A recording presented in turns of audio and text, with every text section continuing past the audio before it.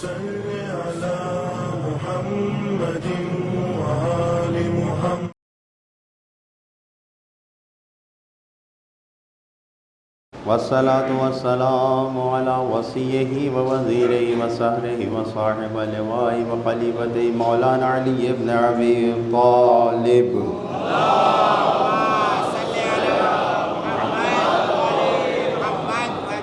والصلاة والسلام على أئمة المعصومين خصوصا سيدنا ومولانا بقية الله المنتظر المهدي.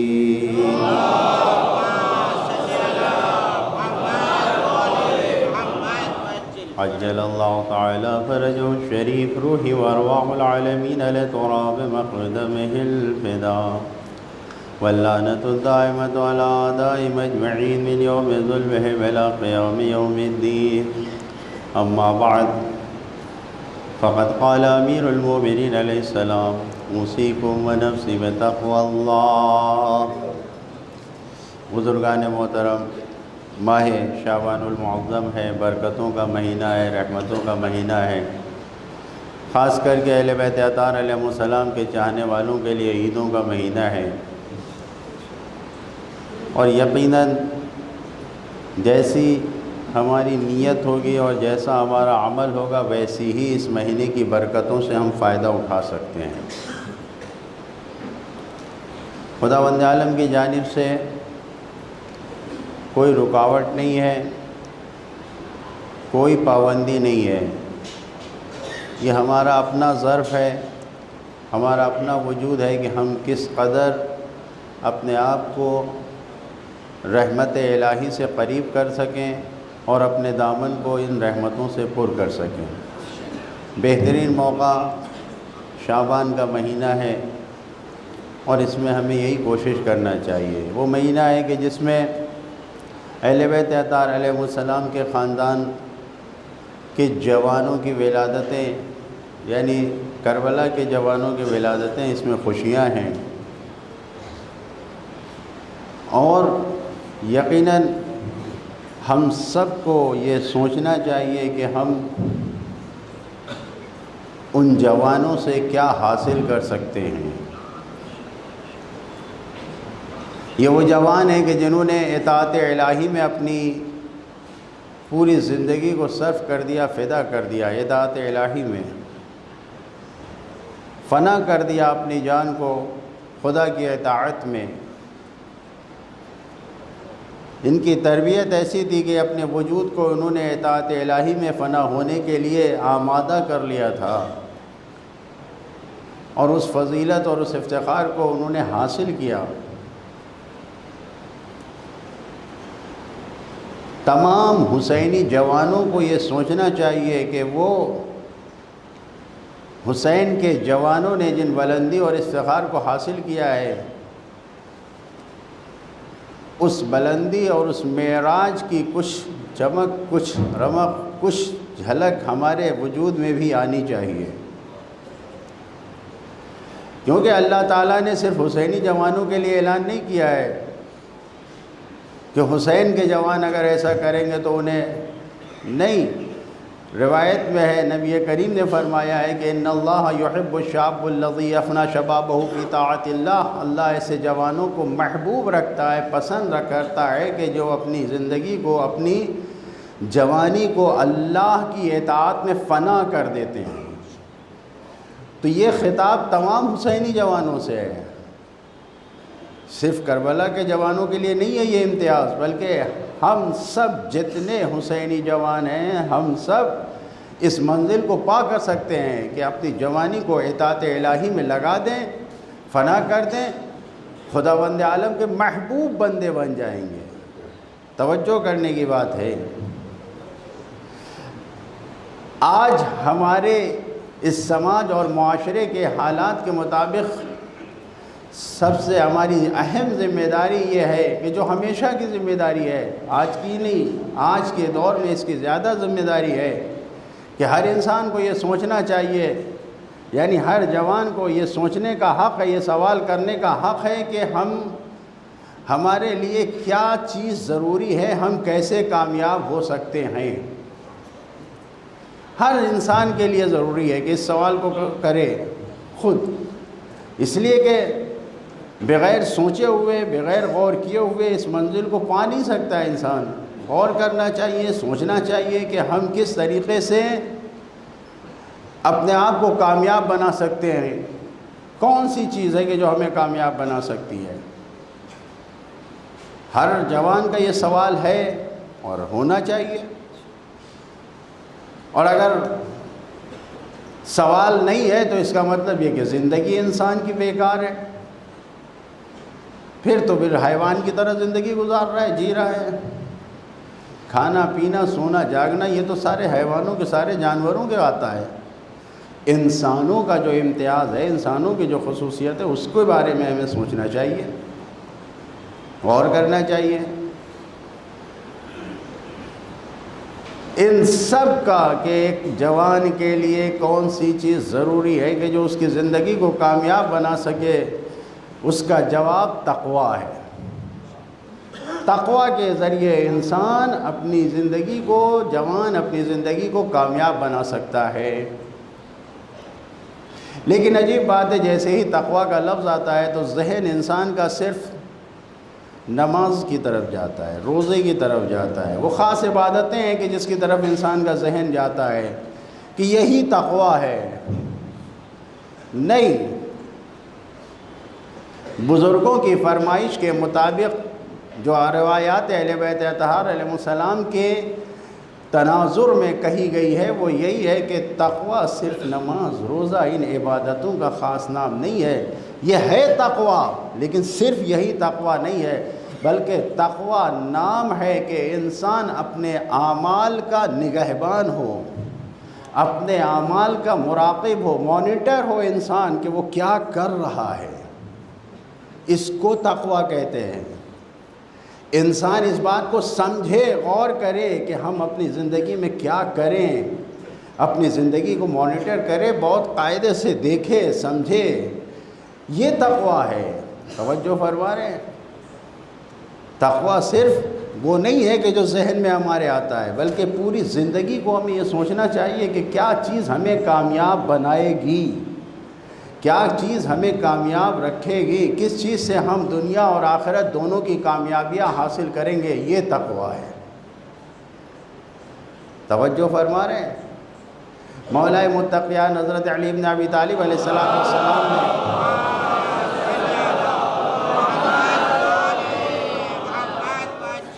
مثال بیان کیا ہے نہج البلاغہ میں کہ انسان ایک گھوڑے پر سوار ہوتا ہے، سرکش گھوڑا ہے، اس پہ سوار ہوتا ہے یا سوار کیا جاتا ہے زبردستی،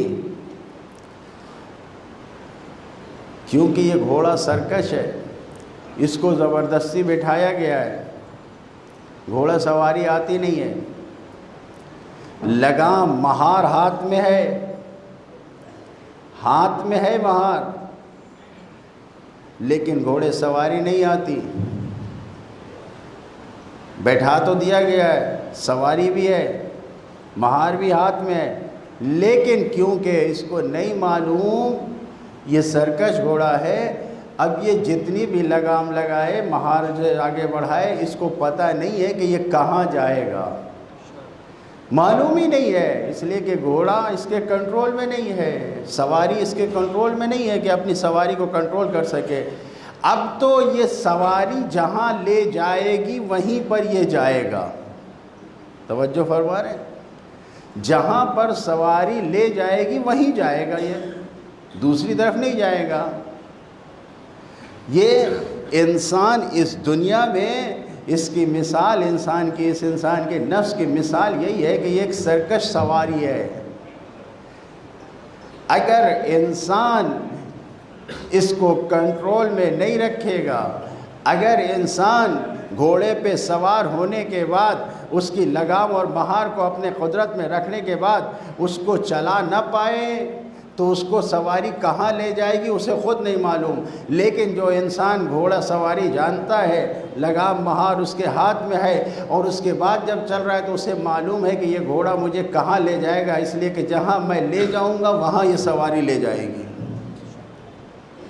انسان اگر اپنی زندگی میں اس بات کو سمجھ لے کہ مجھے کہاں جانا ہے، مجھے کیا کرنا ہے، تو یہ زندگی کی سواری، یہ جو نفس ہے اس کے اوپر سوار ہو کر اپنے ہاتھوں سے لگام لگا کے اپنی سواری کو کامیابی کی زندگی میں کامیابی کی منزل پر لے جا سکتا ہے۔ یہ ہر جوان کے لیے، ہر انسان کے لیے ضروری ہے کہ اس کو دیکھے کہ کیا کرنا ہے، اور یہ کچھ اور چیز نہیں ہے، یہ صرف تقویٰ کے ذریعے حاصل ہوتی ہے کہ تقویٰ نام ہی ہے اس چیز کا کہ انسان اپنی زندگی میں یہ دیکھے کہ مجھے کیا کرنا ہے اور کس وقت کرنا ہے۔ توجہ فرما رہے ہیں؟ یہ ایک جوان کے لیے، ایک حسینی جوان کے لیے کامیابی ہے کہ وہ اپنے آپ کو اس تقویٰ کی گاڑی پہ سوار کر کے اپنے آپ کو کامیاب بنائے۔ اور یہ آج کے دور میں نہیں، ہر دور میں، اور آج کے دور میں بہت زیادہ اس کی ضرورت ہے کہ انسان اپنے آپ کو متقی بنائے، تقویٰ کو منزل میں لے آئے، عمل میں لے آئے۔ اور پھر میں نے کہا کہ نماز و روزہ و حج و زکوٰۃ یہ ساری عبادتیں تقویٰ ہیں، لیکن اصل تقویٰ یہ ہے کہ انسان اپنی زندگی میں یہ سمجھے کہ ہمارا مقصد کیا ہے، ہمیں کیا کرنا ہے اور ہمیں کس راستے پہ چلنا ہے۔ یہ ہمارے لیے سب سے ضروری عمل ہے۔ یہ چیز، دوسری چیز جو انسان کی زندگی میں بہت زیادہ ضروری ہے، ایک جوان کے لیے بہت ضروری ہے، وہ علم کا حاصل کرنا ہے۔ کیوں؟ اس لیے کہ اگر انسان عالم نہیں ہے، یعنی علم کو نہیں حاصل کر رہا ہے، تو یہ انسان اپنے جہالت کی وجہ سے خود کو بھی نقصان پہنچائے گا، اپنی قوم کو بھی نقصان پہنچائے گا، اپنے معاشرے کو بھی نقصان پہنچائے گا، بلکہ اپنی پوری دنیا کو سب سے زیادہ نقصان پہنچانے والا یہی انسان ہوگا کہ جو جاہل ہے، نہیں معلوم۔ کیونکہ جاہل کی تعریف ہی یہی ہے کہ وہ چاہتا ہے فائدہ پہنچانا لیکن نقصان پہنچا دیتا ہے، کسے معلوم نہیں ہے۔ لیکن اگر انسان عالم علم حاصل کر رہا ہے، تحصیل علم اگر انسان کے پاس ہے، تو علم حاصل کر کے سب سے پہلے وہ خود اپنی ذات کو فائدہ پہنچائے گا، اور جب علم حاصل کرے گا تو اپنی ذات کے ساتھ ساتھ اپنی فیملی، اپنے گھر والوں کو فائدہ پہنچائے گا، اپنی قوم اور اپنے سماج اور معاشرے والوں کو فائدہ پہنچائے گا، اپنی دنیا کو فائدہ پہنچائے گا، ملک کو فائدہ پہنچائے گا، اگر علم حاصل کرنا ہے۔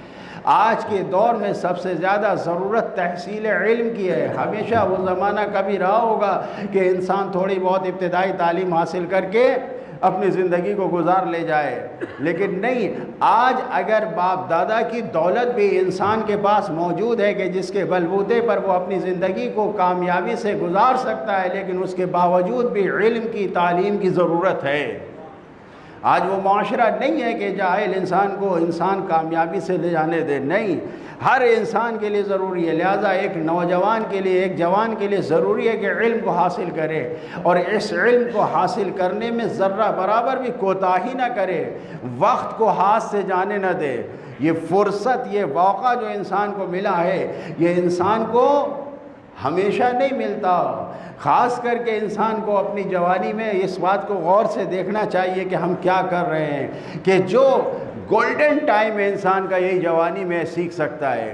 بچپنے سے لے کے نوجوانی اور جوانی میں جو انسان کے اندر طاقت ہوتی ہے اور سیکھنے کی اور جذب کرنے کی طاقت ہوتی ہے، وہ جیسے جیسے عمر کا زینہ بڑھتا جاتا ہے، زینے پہ چڑھتا جاتا ہے، ویسے ویسے سیکھنے کی یہ طاقت کم ہو جاتی ہے، یہ پاور کم ہو جاتا ہے۔ لہذا تاکید کی گئی ہے کہ جوانی کے عالم میں انسان زیادہ سے زیادہ کوشش کرے اور علم کو حاصل کرے تاکہ اپنے آپ کو کامیاب بنا سکے۔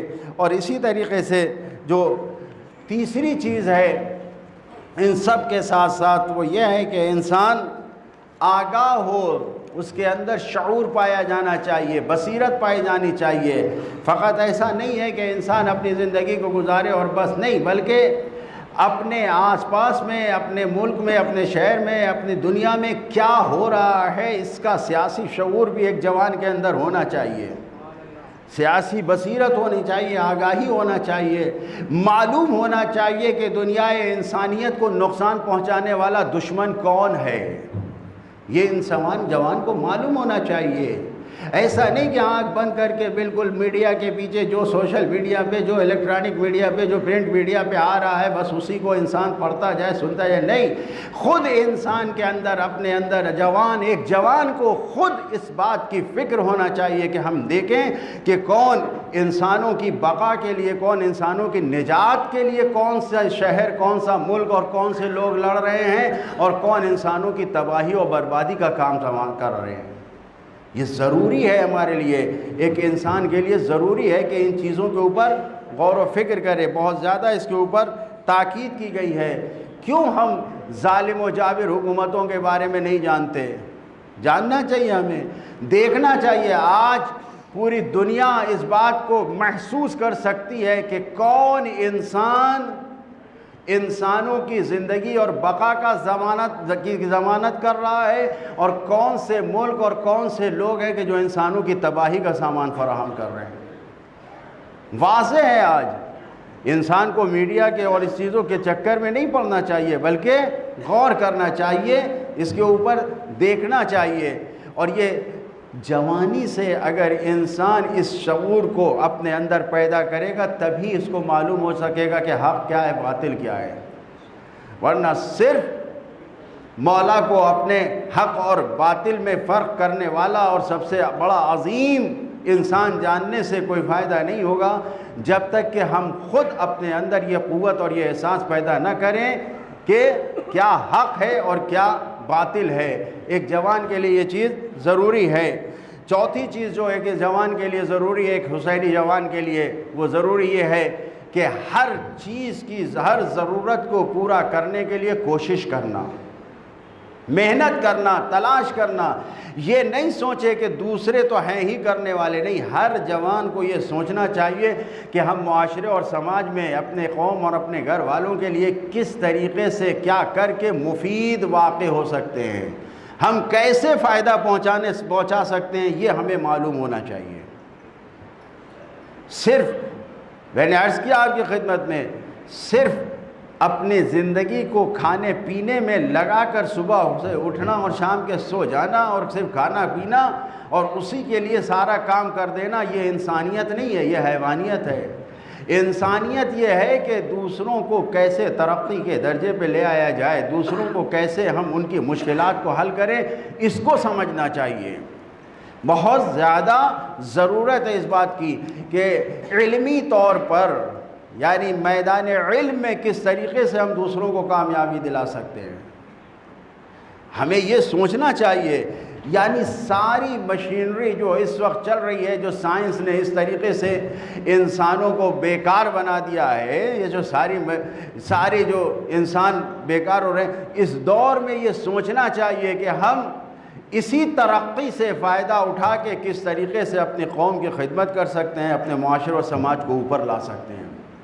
ایک جوان کی ذمہ داری ہے کہ اس کے اوپر غور کرے، سوچے اور اپنی ذمہ داری سمجھنا. اور اس چیز میں سب سے پہلے کہ ذمہ داری ہماری کیا ہے، جوانوں کو خاص طور سے اس بات پر توجہ دینا چاہیے کہ ہماری ذمہ داری کیا ہے اور ہماری ذمہ داری کا وقت کیا ہے، کہ ہمیں کس وقت قدم بڑھانا ہے اور کس طرف قدم بڑھانا ہے. بر وقت قدم کون سا ہوگا ہمارا، اس کے بارے میں غور کرنا ہے.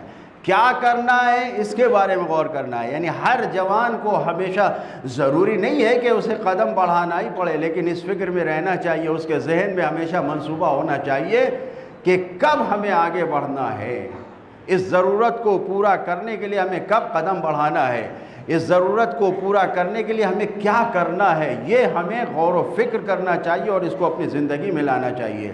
یہ ہر انسان کے لیے ضروری ہے، لازم ہے. توجہ فرما رہے ہیں؟ نہ ہی افراط ہو نہ ہی تفریط ہو. یہ جو اردو میں افراتفری کہتے ہیں، یہ وہی کہ نہ ہی حد سے آگے بڑھ جائیں اور نہ ہی ایسا ہو کہ بالکل نیچے گر جائے. نہیں، ملا جلا کر یہ دیکھنا چاہیے کہ درمیانی راستہ کیا ہے، کس وقت ہم کو کیا بولنا ہے، کس وقت ہم کو کیا کرنا ہے اور کس طریقے سے کرنا ہے. یہ ہماری زندگی میں سب سے زیادہ امپورٹنٹ رکھتا ہے، سب سے زیادہ اہم ہے. بے وقت کسی کام کو کرنے سے کوئی فائدہ نہیں ہے، نقصان پہنچتا ہے. خاموشی بھی نہیں اختیار کرنا چاہیے کہ خاموشی اختیار کرنے سے بھی اتنا ہی نقصان پہنچتا ہے معاشرے کو اور قوم کو کہ جتنا حد سے آگے بڑھ جانے میں نقصان پہنچتا ہے۔ نہ حد سے آگے بڑھیں اور نہ ہی بالکل خاموشی اختیار کر کے کنارے لگ جائیں، اپنے آپ کو کنارے لگا لیں، نہیں، معاشرے میں رہنا ہے اور معاشرے میں رہ کر کس وقت قدم اٹھانا ہے، یہ سب سے بڑی عقل ہے اور یہ سب سے بڑی منطق ہے۔ توجہ فرما رہے ہیں، یہ ضروری ہے۔ اور اسی طریقے سے پانچویں چیز جو ہمارے لیے ضروری ہے وہ آج کے دور میں خصوصاً نوجوانوں اور جوانوں کے لیے ورزش ہے، اسپورٹس ہے، کہ واقعاً اپنے جسم کو تھکائیں، اپنے جسم کو ایک سپورٹ میں، کھیل میں جو ضروری ہے، جو ہماری صحت کے لیے ضروری ہے، اس میں لگائیں۔ اس کا مطلب یہ نہیں کہ موبائل پہ بیٹھ کے گیم کھیلیں، نہیں، یہ موبائل گیمز انسان کو تباہی اور بربادی کے علاوہ کہیں نہیں لے جاتے، واقعاً نہیں لے جاتے۔ بچے کس طریقے سے موبائل پہ گن چلا رہے ہیں، ٹینک اڑا رہے ہیں، کیا کیا کر رہے ہیں، ذرا سا ایک بار ان کو روک کے پوچھے کہ یہ ہے کیا چیز، تمہیں سمجھ میں آ رہا ہے؟ نہیں، ذہن مفلوج ہوتا ہے، نگاہیں کمزور ہوتی ہیں، عقل بالکل بند ہو جاتی ہے۔ یہ جو موبائلز کے گیم آ رہے ہیں، اس کو دیکھنے سے، اس کو کھیلنے سے کوئی فائدہ نہیں ہے۔ اپنے بچوں کو کچھ نہیں تو گھر کے اندر خود اپنے بچوں کے ساتھ لگے رہیں۔ سرکار رسالت مآب صلی اللہ علیہ وآلہ وسلم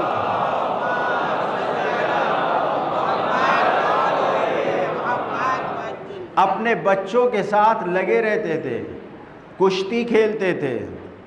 تصور کیا کبھی آپ نے؟ اللہ کا رسول بچوں کے ساتھ، چھوٹے بچوں، وہ بھی گھر کے نہیں، محلے کے بچوں کے ساتھ کشتی میں لگے رہتے تھے۔ جہاں بچے کھیلا کرتے تھے وہاں پر بیٹھ جایا کرتے تھے۔ ہمارے پاس وقت نہیں ہے کہ ہم گھر میں اپنے بچوں کے ساتھ، ارے کتنا ہی چھوٹا گھر ہو، کچھ نہ کچھ تو ہو ہی سکتا ہے، گھر میں کھیل سکتے ہیں، بچوں کو بہلا سکتے ہیں۔ خدا کے لیے اپنے بچوں کو، یہ چھوٹے چھوٹے بچوں کو جو ماں اور باپ نے ایک ذریعہ بنا لیا ہے، چھوٹے بچوں کو پسند کا کھانا نہیں ملتا یا کیا نہیں ہوتا، چھوٹے چھوٹے بچے ہیں ان کو موبائل دکھا دیا جاتا ہے، اب وہ موبائل پکڑے ہوئے ہیں اور کھانا کھا رہے ہیں۔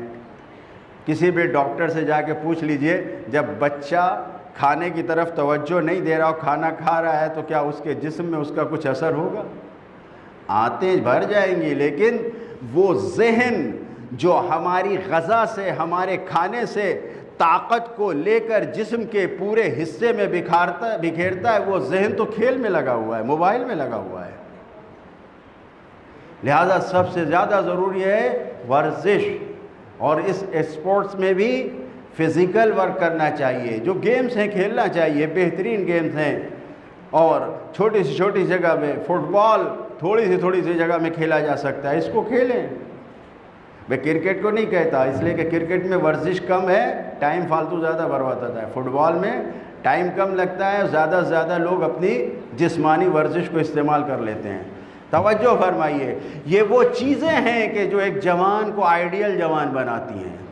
میں نے عرض کیا کہ تقوی انسان کے لیے ضروری ہے، تقوی انسان کے لیے ضروری ہے۔ تقوی کا مطلب یہی ہے کہ کس وقت کیا کرنا ہے، کیسے کیا کرنا ہے، اپنی زندگی میں ہم اس بات کو لے آئیں، یہی حقیقی تقوی ہے۔ ممکن ہے کہ ایک ایسا انسان جسے بہت زیادہ دین سے رغبت نہیں ہے، توجہ فرمائیے گا، ایک بزرگ عالم کا میں قول نقل کر رہا ہوں کہ جس انسان کو دین سے رغبت نہیں ہے یا دین میں کچھ مشکلات رکھتا ہے، کچھ عقیدے کی مشکل ہے، لیکن اگر وہ انسان بھی اپنے کاموں کو بر وقت انجام دیتا ہے کہ کون سا کام کس وقت کرنا چاہیے، کیسے کرنا چاہیے، اگر انجام دیتا ہے تو خود یہ اس کا تقوی اس کو نجات دلا سکتا ہے۔ توجہ فرمائیے، نجات دلا سکتا ہے۔ اور پھر ان بزرگ نے قرآن کی آیت کو پڑھ کے یہ کہا ھدی للمتقین ہے قرآن، کہ قرآن صاحبان تقوی کے لیے ہدایت ہے، ھدی للمومنین نہیں کہا ہے خدا نے کہ انسان صرف نماز و روزہ و حج و زکوٰۃ یہ ساری عبادتوں میں لگا رہے، نہیں، تقوی یعنی پوری زندگی کو مینیج کر کے اپنے آپ کو آگے بڑھانا، یہ تقوی ہے۔ اور جب انسان اس تقوی کو اختیار کرتا ہے تو دنیا میں بھی کامیاب ہے، آخرت میں بھی کامیاب ہے۔ اور ایک جوان کی کامیابی یہی ہے کہ وہ جوانی کے عالم میں عشق خدا اپنے اندر اتنا پیدا کرے، حب خدا اتنا اپنے اندر پیدا کرے کہ وہ اپنے آپ کو خدا سے قریب کرے، اس کی خدا عبادتوں میں، نماز شب میں اسے لذت حاصل ہو۔ یہ دن، یہ روز و شب جو کربلا کے جوانوں کے ایام ولادت ہیں، ان میں خاص کر کے آج کا دن ہمیں یہ کوشش کرنا چاہیے کہ ہم ان کو اپنا آئیڈیل مانتے ہیں تو آئیڈیل عمل میں بھی لے آئیں۔ آئیڈیل صرف سننے کے لیے، دیکھنے کے لیے، خوش ہونے کے لیے نہیں ہے، بلکہ اپنی عملی زندگی کو باعمل بنانے کے لیے، کامیاب بنانے کے لیے ان جوانوں کو آئیڈیل بنا کے اطاعت خدا میں، اطاعت اہل بیت میں، اطاعت رسول میں اپنے آپ کو آگے بڑھائیں۔ یہی ہماری کامیابی ہے۔ دعا کرتے ہیں پروردگار سے، خدایا ہم سب کو، خصوصاً ہمارے قوم کے جوانوں کو باعمل اور کربلائی جوان قرار دے۔ بسم اللہ الرحمن الرحیم۔ انا اعطیناک الکوثر فصل لربک وانحر ان شانئک هو الابتر۔ صدق اللہ العلی العظیم۔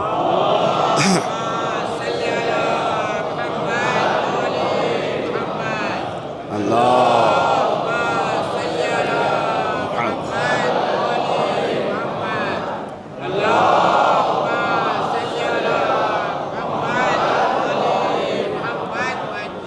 لا حول ولا قوة إلا بالله العلي العظيم۔ اعوذ باللہ من الشیطان اللعین الرجیم۔ بسم اللہ الرحمن الرحیم۔ الحمد للہ رب العالمین، الصلاة والسلام والتحیۃ والاکرام علی اشرف الانبیاء والمرسلین، مولانا مولا الثقلین جد الحسن والحسین بالقاسم المصطفیٰ محمد۔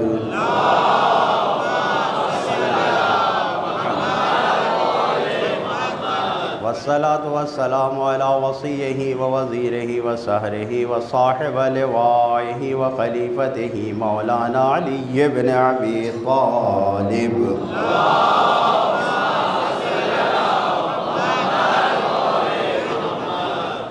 والصلاة والسلام على ابنته فاطمة الزهراء سيدة نساء العالمين۔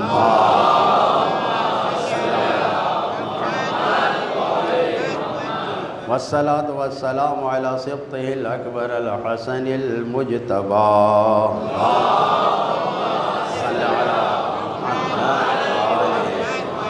والصلاة والسلام على سبطه الأصغر الحسين الشهيد بكربلاء۔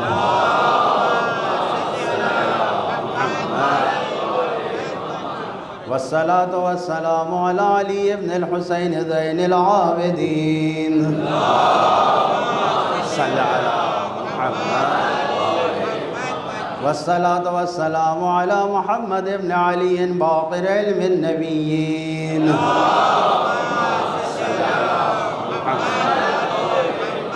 والصلاة والسلام على جعفر بن محمد الصادق البار الأمين۔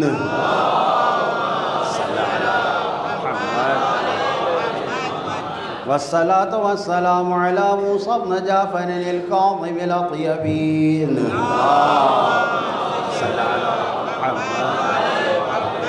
والصلاة والسلام على علي بن موسى الرضا المرتضى۔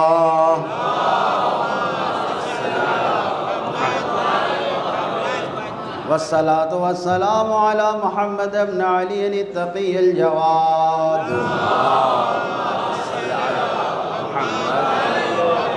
والصلاة والسلام على علي بن محمد الهادي النقي۔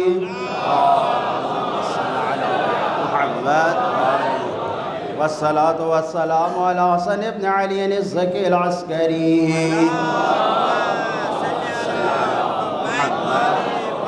والصلاة والسلام على القائم المنتظر المهدي۔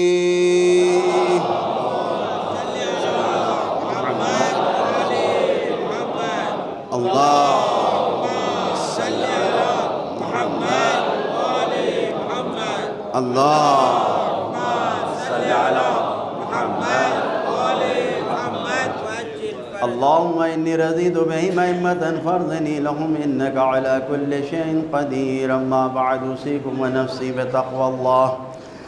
بزرگان محترم عزیزان گرامی، ماہ مبارک شعبان ہے اور اس میں کوشش کریں کہ زیادہ سے زیادہ وہ عمل انجام دیں کہ جس سے اہل بیت اطہار علیہم السلام راضی ہوں، تاکہ خداوند عالم کی بھی مرضی کو حاصل کر سکیں۔ یقیناً دنیا کے حالات آپ کے سامنے ہیں، جس طریقے سے انسانیت دشمنوں نے انسانوں کو مجبور بنا رکھا ہے، اور جس طریقے سے آپ دیکھ رہے ہیں کہ تقریباً 30,000 سے زیادہ ہی کچھ فلسطین میں شہید کیے جا چکے ہیں، مارے جا چکے ہیں۔ عجیب بات ہے، یہ انسانوں سے زیادہ جانوروں کے خون کی اور جانوروں کی جان کی حفاظت کرنے والے ان کی نظر میں انسانوں کی کوئی قدر و قیمت نہیں ہے۔ فلسطینوں پہ جو فلسطینی ہیں ان کے اوپر تو یہ ظلم کر ہی رہے ہیں، یہاں تک کہ خان یونس میں انہوں نے ریڈ کراس کے پورے اڈے پر، یعنی جو ہلال احمر ریڈ کراس ہے اس پر حملہ کر کے وہاں سے بھی جو سارا سامان تھا، جو کچھ تھا، اس کو برباد کیا، لوٹ لے گئے، یہاں تک کہ نرسوں کے سامان کو اٹھا کے لے گئے۔ یہ امنیت پسند لوگ ہیں، اس طریقے سے یہ ظلم ڈھا رہے ہیں۔ کتنی بری طریقے سے جب سے یہ جنگ شروع ہوئی ہے، تقریباً 350 میڈیکل امپلائیز کو جان سے مارا گیا ہے۔ تقریباً 100 کے قریب امپلائیڈ ہے جو اس وقت اسرائیل کی قید میں ہیں۔ 125 میڈیکل گاڑیاں، ایمبولینس وغیرہ کو تباہ و برباد کیا ہے۔ جو زمین تباہ ہوئی ہے، جو گھر تباہ ہوئے ہیں، وہ سب اپنی جگہ۔ یہ دنیا ہے، کیسے لوگ ہیں، اور اتنے بڑے بڑے انسانیت کا دم بھرنے والے، اور انسانوں کو فضاؤں اور آسمانوں میں اور نہیں معلوم کہاں کہاں سیر کرانے والے یہ زمین پر کس طریقے سے ظلم کر رہے ہیں۔ حقیقت یہ ہے کہ جس طریقے سے بزرگوں نے کہا ہے کہ اگر آج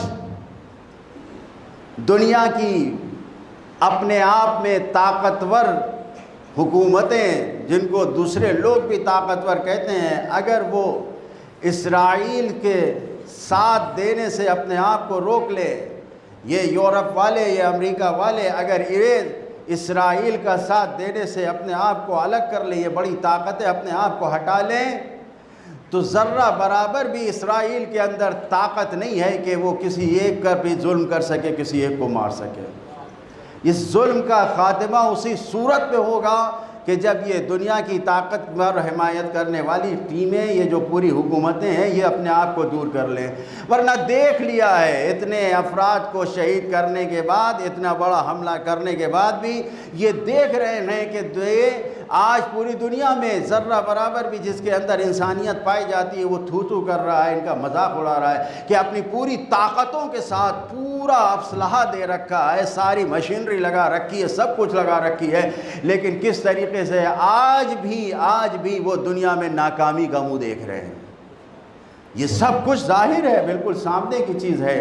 لہذا ضروری ہے کہ یہ جو واقعاً دنیا بھر میں اپنے آپ کو امن و امان کا بالکل پہلوان اور قہرمان بناتی ہیں، یہ طاقتیں ان سے دور ہوں اور انسانوں کا ساتھ دیں، ان مظلوموں کا ساتھ دیں۔ یہ آج ضروری ہے، اور یہ ہماری اور آپ کی بھی ذمہ داری ہے۔ جیسے سوشل میڈیا نیٹ ورک پہ آپ دن و رات لگے رہتے ہیں ہم سب، تو اس میں بھی ایسی خبروں کو اور ایسی باتوں کو اس کو ڈس لائک کیجئے، اس کو کنڈم کیجئے، اس کے خلاف اپنے میسیج کو لکھیے۔ یقین جانیے اگر حق کا ساتھ دیں گے تو کوئی آپ کے اوپر یعنی اپنے ملک میں بھی حق کا ساتھ دینے والوں پہ کوئی ہاتھ نہیں اٹھا سکتا، کوئی آپ کو گرفت نہیں لے سکتا۔ لیکن مقصد اگر آپ کا حق کے علاوہ کچھ ہوگا تو نہ جانے کتنی مشکلات میں گر سکتے ہیں۔ ملکی قوانین کے تحت اپنے ملک کے قانون کی حفاظت کرتے ہوئے ہمیں ہر میدان میں ہر جوان کو، ہر مومن کو قدم بڑھانا چاہیے۔ ملک کے قانون کی حفاظت کرتے ہوئے ہمیں مظلوموں کی حمایت کا بھی اعلان کرنا چاہیے، قانون کی حفاظت کرتے ہوئے مظلوموں کی نصرت بھی کرنا چاہیے، اور جس طریقے سے بھی ہو کہ ہم ملک کی خلاف ورزی نہ کریں، لیکن قانون کے اندر رہتے ہوئے بھی بہت سی راہیں ہیں کہ جس راہ پہ چل کے ہم انسانوں کا ساتھ دے سکتے ہیں اور انسانیت دشمن جو طاقتیں ہیں ان کو لوگوں کو پہچانوا سکتے ہیں، بتا سکتے ہیں کہ آج دنیا میں انسانوں کا دشمن کون ہے اور انسانوں کی حفاظت کرنے والا کون ہے۔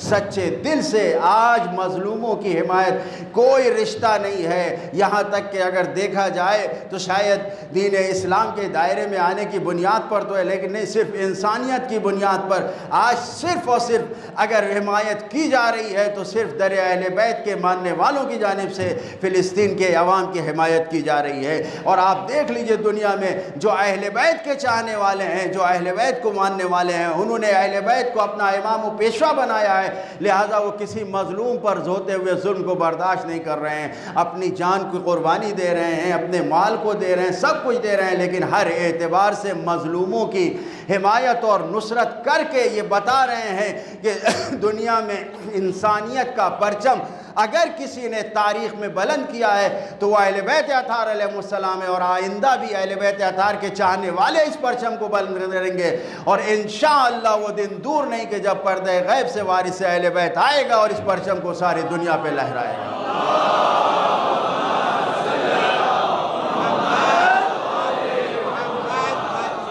لہٰذا ہمیں کوشش کرنا چاہیے کہ ہم اپنی زندگی میں ان چیزوں کو حقیقی بنائیں، واقعی بنائیں، اور اس پر غور فکر کریں اور اس کے لیے قدم بڑھائیں۔